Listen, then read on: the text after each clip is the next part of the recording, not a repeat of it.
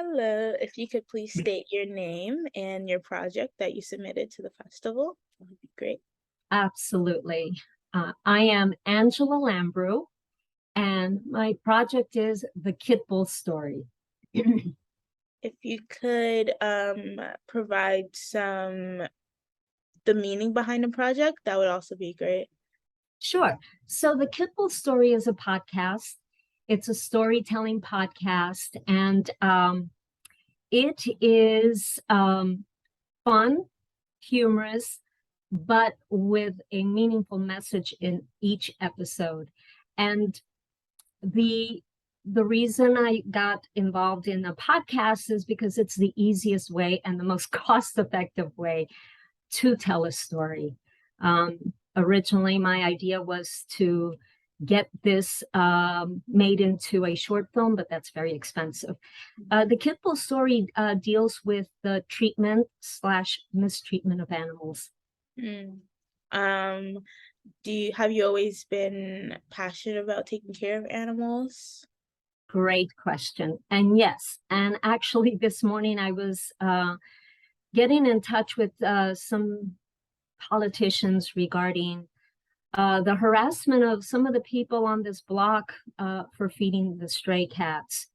And, people that care for animals are constantly being harassed for no reason at all. And so I'm trying to help some of the people that feed the cats, and I also feed cats, but not as much as some of the other people that do it 365 days out of the year. I've been doing animal rescue my whole life since I can remember. I think my very first time that I can remember that I rescued an animal was when I was like around 7 years old, and I've told this story many times, but yeah, I went to throw the garbage out, and there was this bird covered in oil. Somebody had obviously thrown some greasy stuff on it, and the bird was probably looking for food, and I was just like so upset about it, and I called my mother, and she helped me to clean the bird up and get it back to where it was able to fly. That's that resonates with me because my whole family, we rescue dogs. So all of ours, except for one, has been rescued. So Oh, uh, I understand like your passion behind yeah. taking care of animals. Yeah, no, I mean, I've rescued all kinds of animals. I've worked with animal organizations. I've, you know, uh, signed petitions. I voice my, voice myself about the issues concerning animals. Like recently there was a horse that was that collapsed on the street.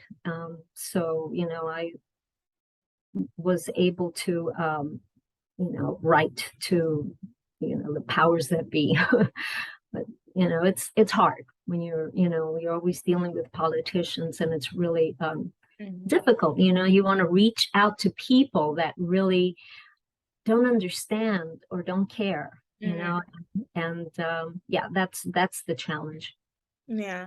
So being that your podcast um speaks about daily issues regarding the mistreatment of animals, do you feel as if you're making an impact on other people?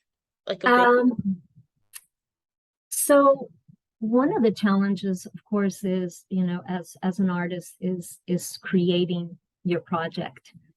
And then today you have to be not only a writer, an actor, a producer, but you also have to be a technician and a marketing person. And so that is the other uh, part in this. I think I lost you. There you are. Yeah, so that's the other side to the story is, you know, finding ways to get listeners. And it's not the easiest, especially if you're on a very tight budget or no budget at all. I'm hoping that I'm reaching some people. I mean, you've got, your small circle of friends and family. Maybe yes, maybe not. And, I also do an interview called the Kitbull Story Street Chat, which I go out and I interview people. And it's a short 30-second interview where I ask people about, certain issues, animal issues, and, they give me their opinion and I post that on Instagram. Yeah, I mean, I think that that's probably my biggest challenge right now is getting more listeners, and I hope that the ones that are listening are getting the message. Definitely. I understand that reaching out to other people and getting other people to listen is pretty hard in any aspect, but especially when you're trying to promote a project that you're really passionate about. Right. Yeah, I mean, it's different than, let's say, doing a performance in a theater where you're gathering people and you know that you can have a certain amount of seats, sell tickets, and that show is going to be seen on that night, So, but for a podcast, and when I got involved in the podcast, I mean, I knew nothing about it. I learned from scratch all about podcasting, and I'm still learning. It's there, it's free, and it's just a way for people to get to engage and to learn from it. Definitely. I have a few more questions for you. Sure. The next one is, if you could make any project disregarding any budget problems or anything that may be a roadblock, what would it be? I'm sorry, I lost you a little bit. There was yeah. Can you hear me now? Yeah. Okay. The question was, if you could make any project disregarding any roadblocks, what would it be? Oh gosh, I have so many ideas. Yeah, thank you for asking that question. Like I said, originally I wanted to make this into an animated short film. So that's still the goal. And I mean, but when I researched animation, it's ridiculously expensive. So yeah, but that is still a goal. And the other thing would be, I'm an actor, I'm a dancer. I have so many stories that I'd like to produce, make into plays, make into short films. I would love to do more film. I've actually directed 2 films already. Well, one was a music video and the other one was a short film. But yeah, I would love to continue to do this. You know, not only in talking about animal issues, but other things as well. Definitely. That sounds really cool. So you said you've directed in different mediums. How do you see, is there a big difference between the two? Very big difference, yeah. The thing I like about podcasting is that you do it all at home. You don't, I have 12 voice actors from all over the United States. And I've never met any one of them. Have I? No, not one. I've met them through Zoom, but I've never met them in person. And so that way it's easy. And then you have to have a studio, a home studio, to produce your work.